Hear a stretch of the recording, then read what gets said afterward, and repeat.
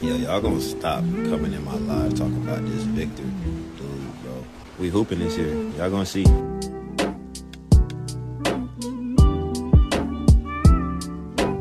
Alright team, today we're going to be tuning in to a Stephon Castle article by Clutch Points, but before we get into that, shout out to my boy Henry for sending me this post by the Dunk Central. Now we're not going to spend too much time on this, but I just wanted to get this piece of news out to y'all before we get to the main chunk of the video. But Austin Reaves is expected to seek up to $35 million per year on his next contract, and the Spurs are amongst teams interested in him per Anthony Irwin LA. Reaves is going to turn down his player option and want around 30 to 35 million. The Spurs and other teams are keeping a close eye on Reaves' free agency. Now, I'm going to just say straight up, I don't think this is relevant anymore. We know it was about an offseason or two ago. The Spurs were actually interested in Austin Reaves, and I think they sent him an offer. Reaves had went on some podcast and said it was between the Spurs, the Lakers, and some other team. Ultimately, he chose the Lakers. But just to make it short and easy for y'all, I don't think the Spurs would be interested in bringing in Austin Reaves anymore. I mean, people already talk about the logjam in the backcourt, which we're going to go over right now. And although I don't think there is a real logjam, I don't think there is space for a player like Austin Reaves. On top of all that, he's really one of the worst defenders in the league. And to be paying Devin Vassell on top of adding a 30 to 35 million for Austin Reaves, I don't think that is necessary, and I don't think that would do us really any good. At this point in time, you let that backcourt develop and you can focus on other areas like the front court or the wing position, but we really don't need any more guards. But nonetheless, thank you to Henry for sending me this, but let's go ahead and jump into this article by Clutch Points. I believe they got to ask Stephon Castle questions when he was working with the firefighters of San Antonio, where he wanted to raise awareness and show the community the same love they give him on the court. But the reason we're here, as you can see by the title, he's going to talk about what everyone has been talking about this offseason. As you can see, the picture of the three guards back here. So without wasting too much time, let's go ahead and jump straight into it. As always, I'm going to leave the link to this article down below in the description if y'all want to check it out for yourselves. But let's start off right here. Spurs prime for rapid growth. Castle says, I am super optimistic about what we can achieve this upcoming year. I'm a very confident person, and that resonates with my teammates. We all have a high belief in one another, and we are constantly pushing one another to be better. We can only control what we can control, and hopefully everyone stays healthy, because we had those moments last year when things were starting to come together. And he's talking about just the injuries. It was such an injury-riddled season, as you know. We went over it time and time again. Wemby going out, Fox going out, even Vassell missing the offseason, Sohan missing a piece of games in December with the thumb injury, Coach Pop going out. Vic and De'Aaron are just two pieces to our puzzle. We need everyone to be their best to get to where we expect to be. We all want to get back to the playoffs, and we know we are capable of doing so. The West is tough, but we have a deep roster with a lot of unique traits. And right now, I think he's just showing the belief he has in this team. We all know the deep roster that the Spurs have. We haven't had a team like this in years. I was watching SSPN, and I believe Jude made a good point. We have third stringers that could step up and start for us in a game, and we can still be competitive. We haven't had that luxury in the past, and so I think he made a really good point. When you look at a player like Julian Champagnie, he could very well be the third string small forward, but if you need him to start a game, I feel very confident in his role and what he can do with his minutes on the court. Same thing when you look at like a Kelly Olynyk, even going down to like a Riley Minix, which I'm not as confident compared to a Julian Champagnie, but you see what I'm getting at. Like, the Spurs have a very deep roster, and so even when you do have players sitting out, it's not going to be, oh, we have to just scrap this game and move on to the next. We can be competitive all throughout the year. And then Castle talks about his offseason right here. It's been able to find where I am the most efficient on the court, find spots I can get to at any time. Castle said in regard to his focus during the offseason, this summer was all about getting reps and working on certain areas of my game